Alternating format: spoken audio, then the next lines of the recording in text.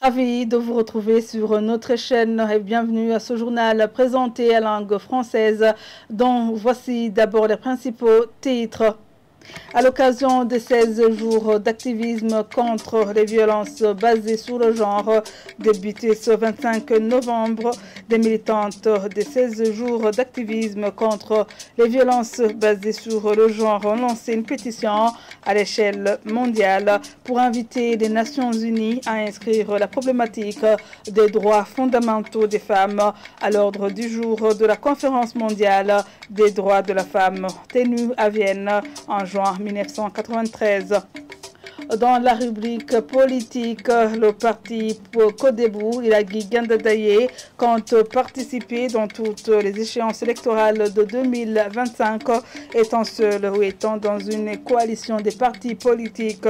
C'est l'une des décisions prises dans une assemblée générale extraordinaire de ce parti, tenue ce dimanche à Bujumbura, la capitale politique. Restez avec nous pour plus de détails.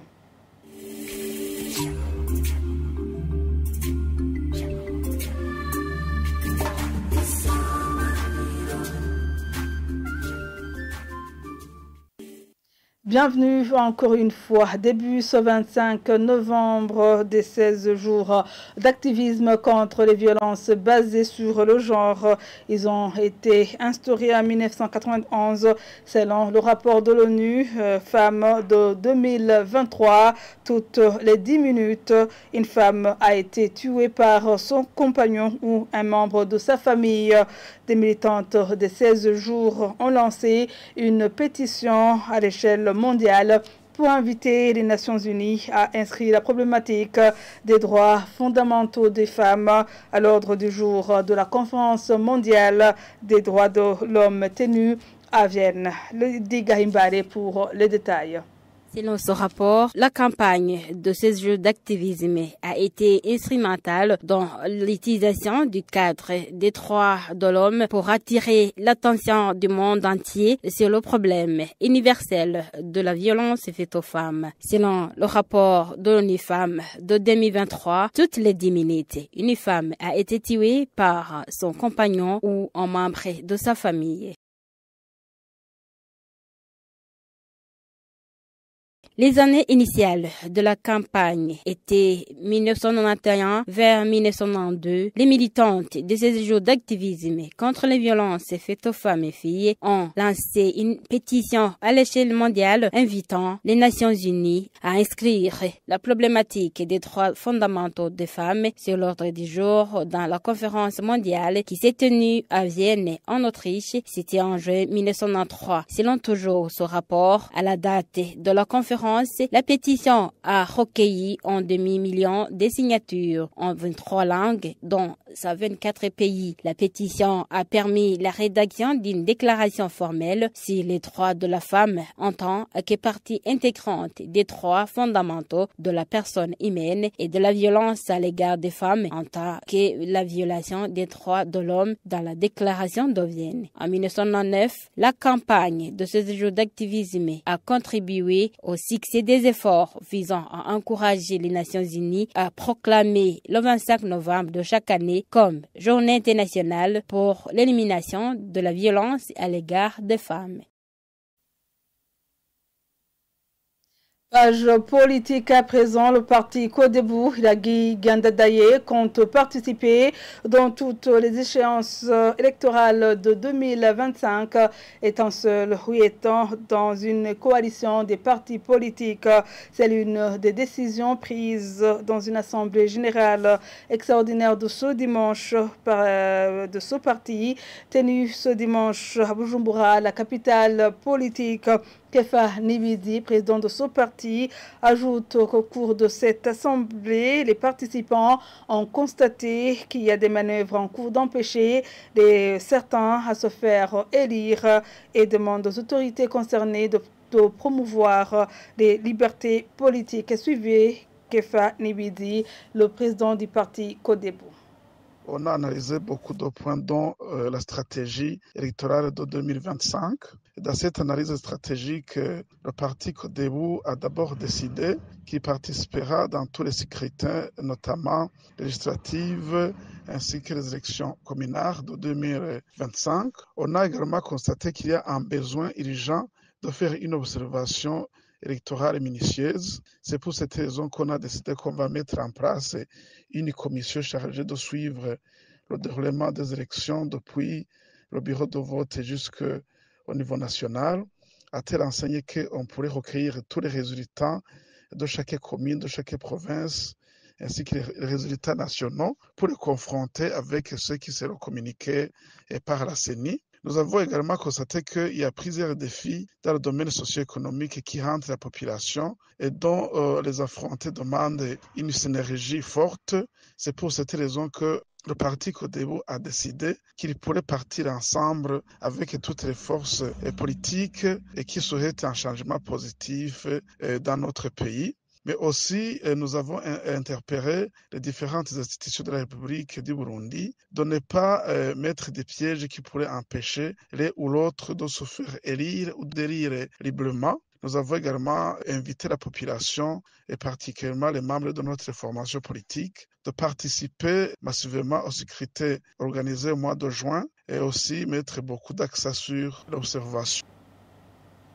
Rendons-nous à Rumongue à présent. Certains parmi une cinquantaine de familles affectées par le débordement des eaux du canal d'écoulement à dit Mugerangabo suite aux récentes pluies tombées dans la ville de Rumongue demandent à la commune Rumongue de réhabiliter le point critique de ce canal. C'est après que ce canal eut été détruit en plusieurs endroits, affectant même les maisons d'habitation. L'administrateur communal de Rumongue dit que cette commune n'a pas assez de moyens financiers pour réhabiliter tous les points critiques, mais qu'elle va, dans les meilleurs délais, stabiliser le pont de la RN3 sur ce canal. Jean-Pierre Misago.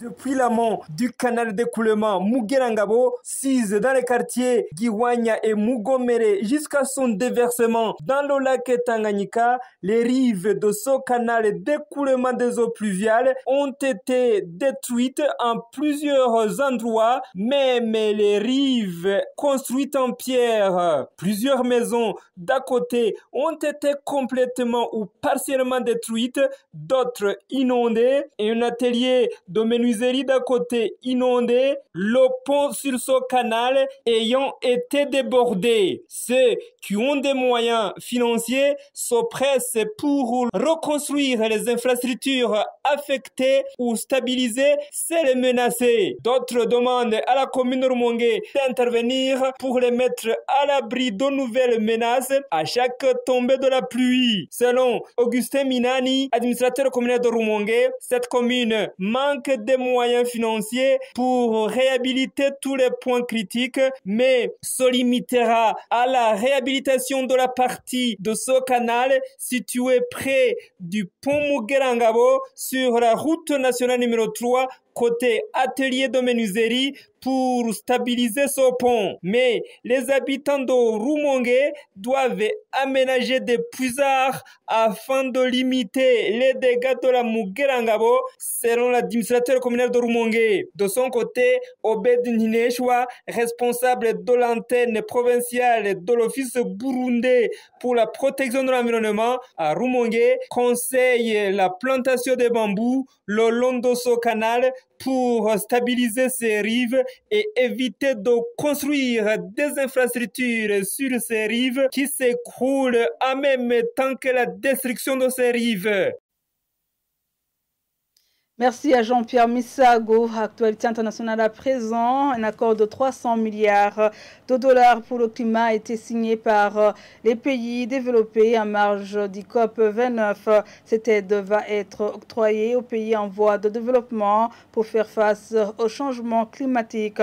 Les informations tirées sur Africa News indiquent que ces fonds n'ont pas satisfait car les pays en voie de développement avaient demandé 1300 milliards de dollars. Images et commentaires. Un accord a été trouvé pour injecter 300 milliards de dollars par an afin d'aider les pays en développement à faire face au changement climatique. Mais ce montant, très en dessous des 1300 milliards demandés, suscite l'indignation des nations concernées qui dénoncent une responsabilité insuffisante des pays riches. Si nous rentrons chez nous avec 300 et que nous disons que les pays développés prennent les devants, c'est une insulte à ce que dit la Convention. Dois-je rappeler ce que dit la Convention ? Elle reconnaît que les pays développés ont la plus grande part des émissions mondiales historiques et actuelles. Elle dit également que les pays développés devraient prendre les devants et cette responsabilité de financement climatique revient aux pays développés. Le fait que ce soit un pays en développement qui prenne les devants avec 300 milliards de dollars d'ici 2035 est une plaisanterie et ce n'est pas quelque chose à prendre à la légère. Je ne pense pas que ce soit quelque chose que nous devrions applaudir. Malgré les critiques, certains voient cet accord comme une base de départ. L'ajout du terme « au moins » garantit que les 300 milliards représentent un seuil minimum avec l'espoir d'un financement accru à l'avenir. Il était très important pour le groupe africain d'avoir ce chiffre 300 milliards d'ici 2035 comme un plancher et non un plafond.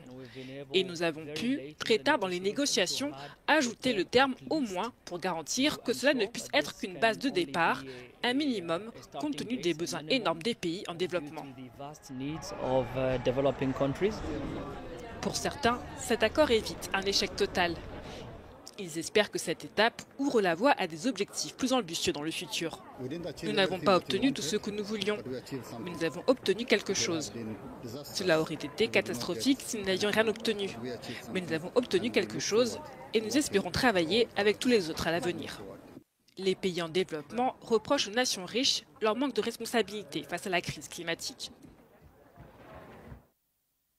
Et voilà, c'est la fin de ce journal. Merci à vous tous de l'avoir suivi.